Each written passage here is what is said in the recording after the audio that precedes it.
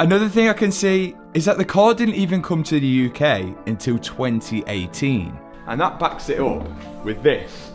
Because underneath here I can see that it was made in Mulsanne, France, chassis number 34, but the car was built to be in Dubai. Now I've heard a lot of things about cars which go to Dubai, and apparently the ones which are built for Dubai are supposedly meant to be better cooling because of the heat.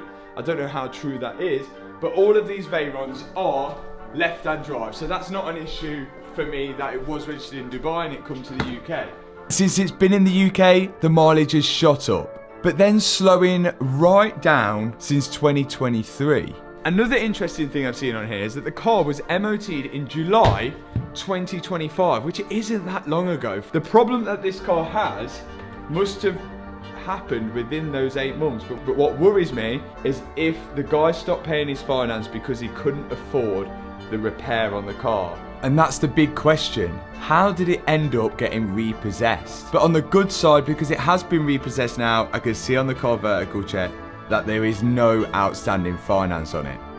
Now overall, the car is in pretty much immaculate condition for its age. The interior barely has any marks on it. Yes, there's a few things here and there which do need replacing and updating. There always is going to be that on a 2006 car. Let's get on to the issue. And the good thing is that this car starts, as you've seen.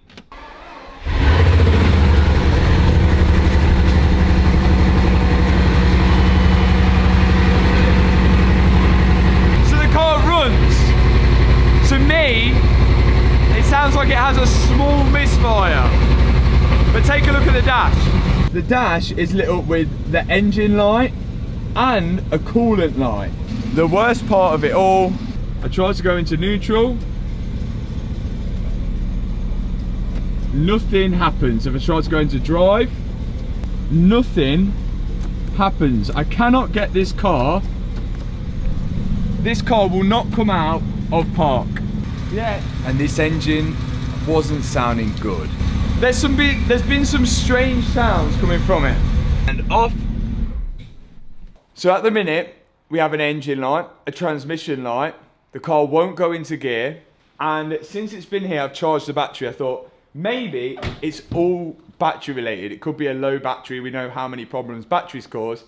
But since it's been parked here, there's been coolant on the floor coming from the front end. Now we know from our friend Mark, who also bought a Bugatti with a broken gearbox, found out that the price for one from Bugatti themselves, £300,000. and on top of that, getting any parts from Bugatti themselves is going to be difficult, as we've found out. And if you're looking to try and repair that yourself, you could be sat on it until you're forced to actually take it back to Bugatti themselves. So to repair or even diagnose this car, we've got to figure it out ourselves if we don't want that huge bill from Bugatti. So it's really a mystery and it was really a risk, but I do think we can get to the bottom of this and repair it. I think we need to get this car inside the workshop and just work out what the hell is going wrong with it.